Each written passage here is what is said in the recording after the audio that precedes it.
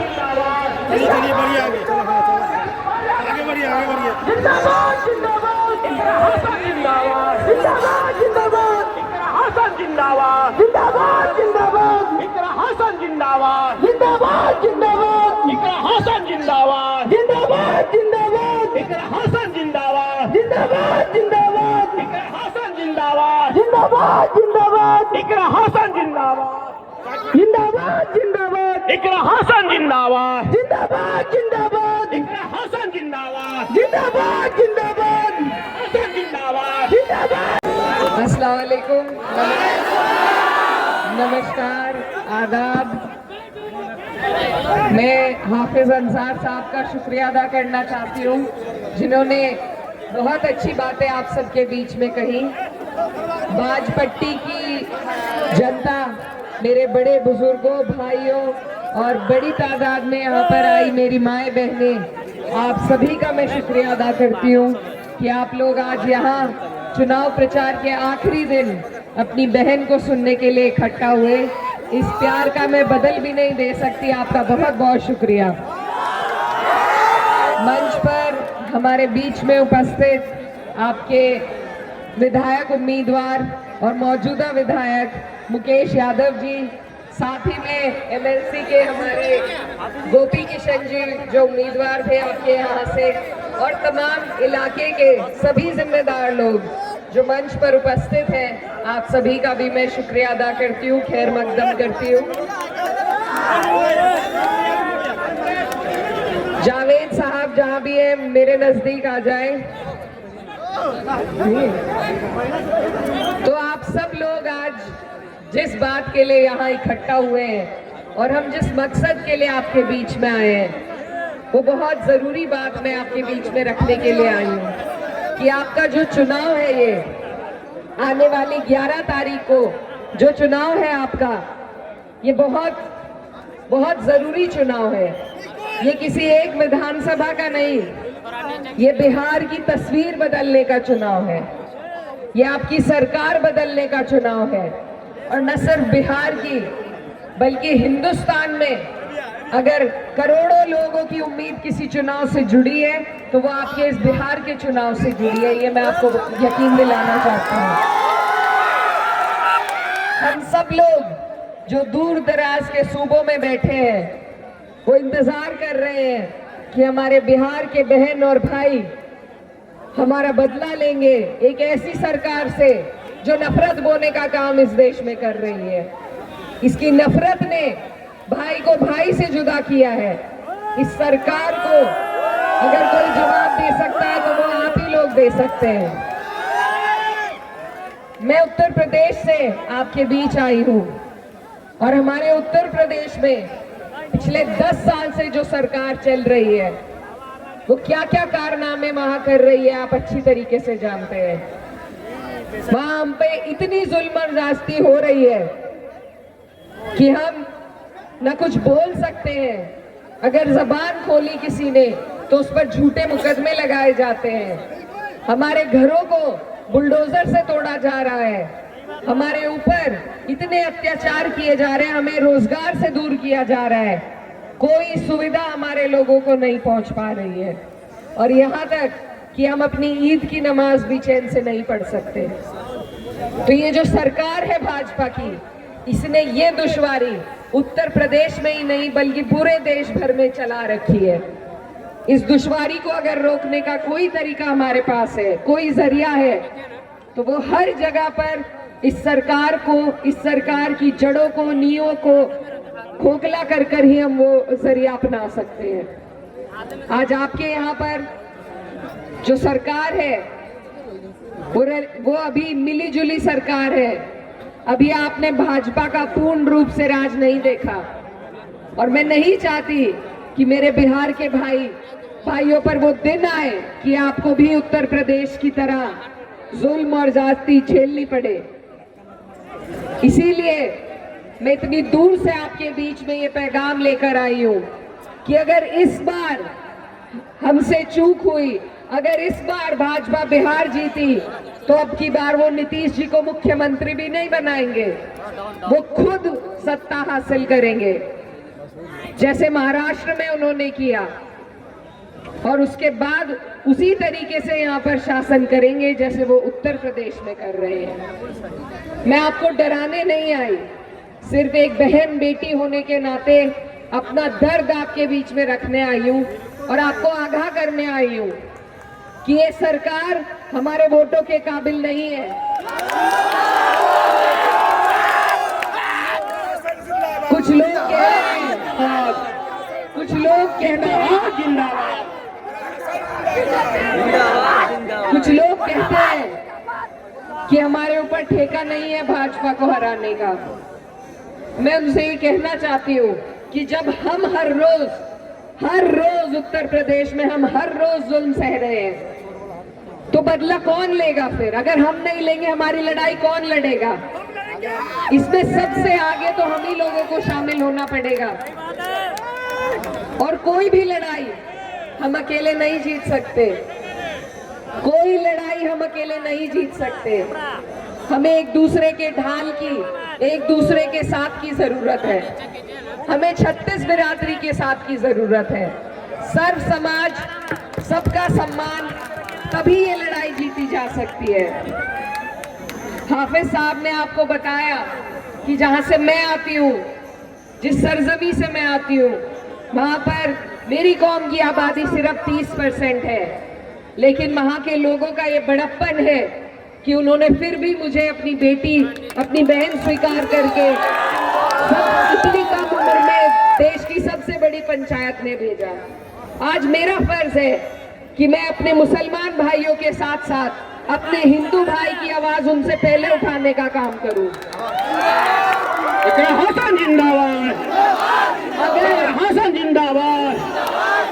अगर मैं सिर्फ अपनी बात करूं तो वो कोई बात नहीं, अगर आप सिर्फ अपनी बात करें वो कोई बात नहीं। बात तब बनती है जब हम एक दूसरे की बात करें। बिल्कुल सही। तो ये जो खूबसूरती हमारे देश की है, ये जो गंगा जमुनी तहजीब है, इसी की हिफाजत हमें करनी है।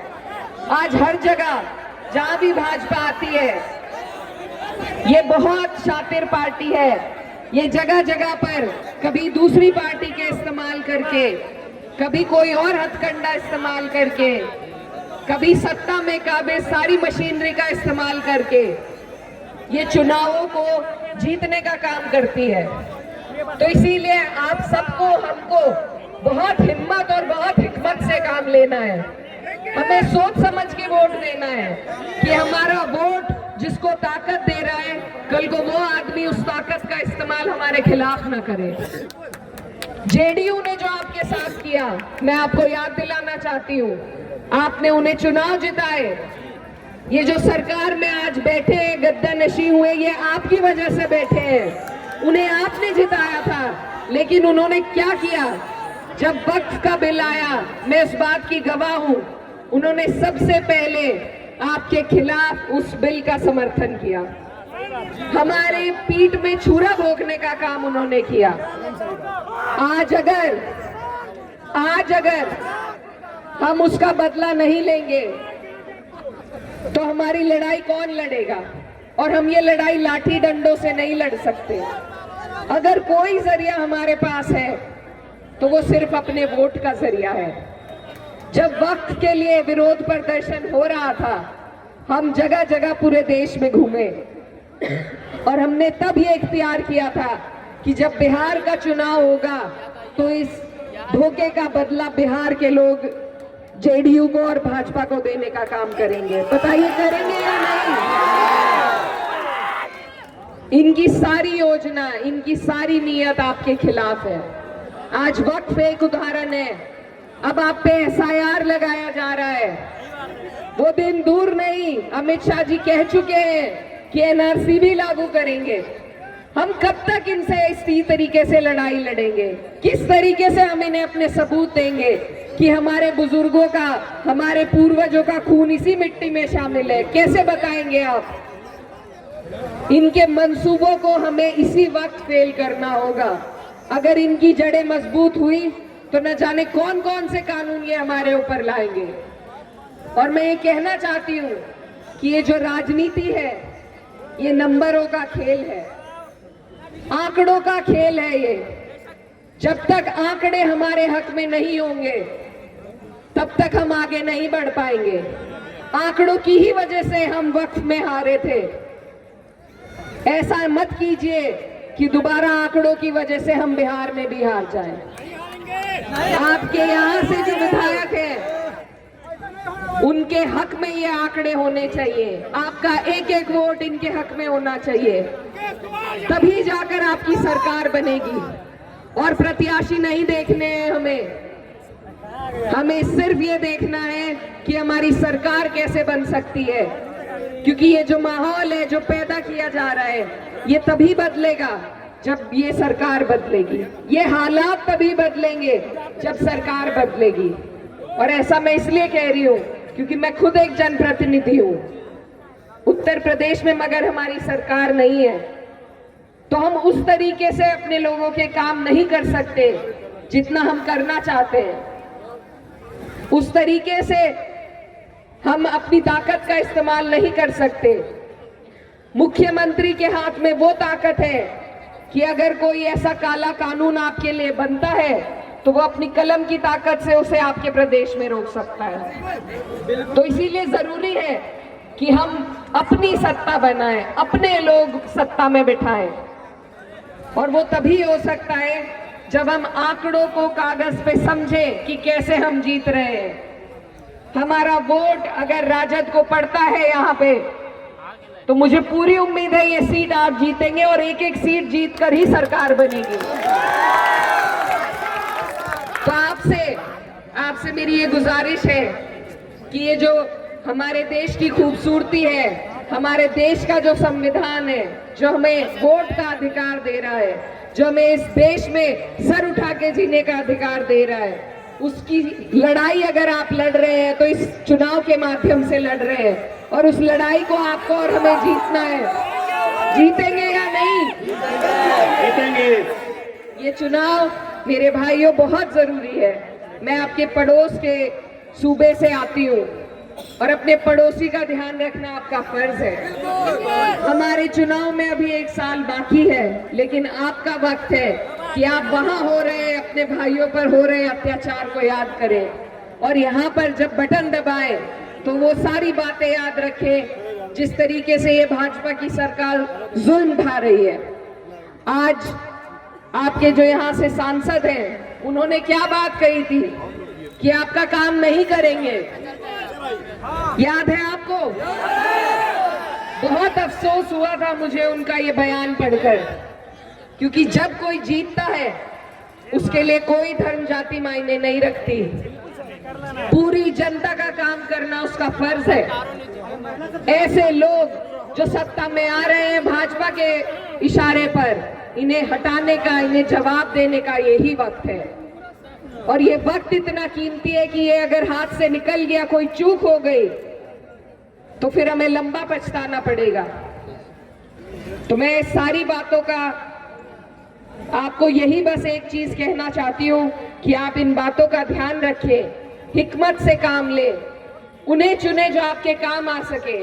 और हमारे विधायक जी जिस तरीके से काम कर रहे हैं, जिस तरीके से इन्होंने अपने आवास को आपके लिए खुला कर दिया, जिस तरीके से ये आपकी मदद करते हैं, ऐसे लोगों को अगर हमने बढ़ावा नहीं दिया तो फिर आपके सांसद जैसे लोग ही चुनाव जीतेंगे। ये जो गठबंधन बना है, इसमें सभी सेक्युलर सोच के लोग शामिल हैं। दूसरी तरफ नफरत फैलाने वालों का गठबंधन है। अगर आज सारे नेता हमारे लिए एक मंच पर आए हैं हमारा साथ देने के लिए, अगर आज हमने उन्हें मजबूती नहीं दी, उन्हें नहीं जिताया, कल को हम किसके पास शिकायत लेकर जाएंगे? हमारे पास कोई रास्ता नहीं बचेगा। तो इसीलिए इस चुनाव की गंभीरता आप समझिए। पिछले 2 बार से क्योंकि हमारे वोट कुछ कम पड़ रहे हैं, क्योंकि हमारी सीटें कुछ कम हो रही हैं, तो बार बार भाजपा किसी ना किसी हथकंडे का इस्तेमाल करके सत्ता में आ रही है। इस बार आपको पूर्ण बहुमत की सरकार बनानी है और उसके लिए दुगनी ताकत लगनी है। आज आखिरी दिन है, बीच में सिर्फ एक दिन बाकी है। 11 तारीख को जिस जोश और जज्बे के साथ आप यहाँ खड़े हैं, उसको आपको वोटों में भी तब्दील करने का काम करना है, तभी ये लड़ाई जीती जाएगी। अपना एक एक वोट आपको बूथ तक पहुंचाना है, अपनी माए बहनों का एक एक वोट आपको बूथ तक पहुंचाना है, तभी ये लड़ाई जीती जा सकती है। और देखिए, मैं फिर कहती हूँ कि नफरत फैलाने वालों का जवाब अगर किसी तरीके से दिया जा सकता है तो वो भाईचारे की नींव को मजबूत करके दिया जा सकता है। याद रखिए, जब वक्त का बिल आया था, हम सिर्फ 24 सांसद थे जो मुसलमान थे, बाकी 208 जो हमारे साथ कंधे से कंधा मिलाकर खड़े हुए वो हमारे हिंदू भाई थे। तो ये देश सेक्युलर था, है और रहेगा, लेकिन उसमें आपके योगदान की जरूरत है। इस देश के संविधान को बचाने के लिए आपके योगदान की जरूरत है। भाजपा बदलना चाहती है, लेकिन अगर हर सूबे में हम उसे हराएंगे तो वो कुछ नहीं कर पाएगी।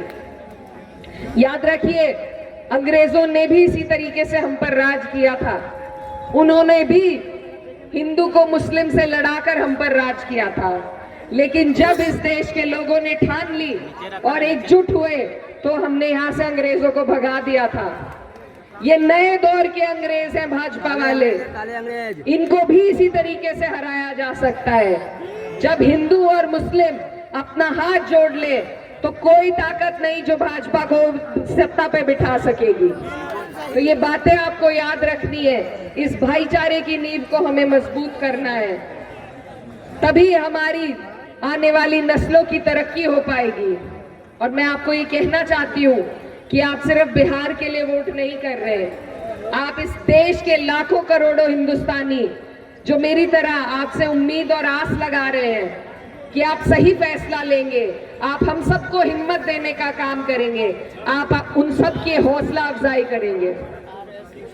मैं इतनी दूर से, मेरा कोई लालच नहीं है, मेरा इस चुनाव से कोई लालच नहीं है, मेरी पार्टी भी नहीं लड़ रही, लेकिन हमारी पार्टी आदरणीय अखिलेश यादव जी के आदेश पर और अपनी जिम्मेदारी समझते हुए मैं आपके बीच आई, ताकि आप लोग अपने ऊपर से इस नापाक सरकार को हटा सके। तो हटाएंगे या नहीं? और मैं आपसे वादा करती हूँ कि जो हौसला उस जीत से हमें मिलेगा उसी के बल पर अगले साल जब हमारे यहाँ चुनाव आएगा, हम आपकी मिसाल देकर, हम बिहारी भाइयों की मिसाल देकर उत्तर प्रदेश में भी इस सरकार को हटाने का काम करेंगे।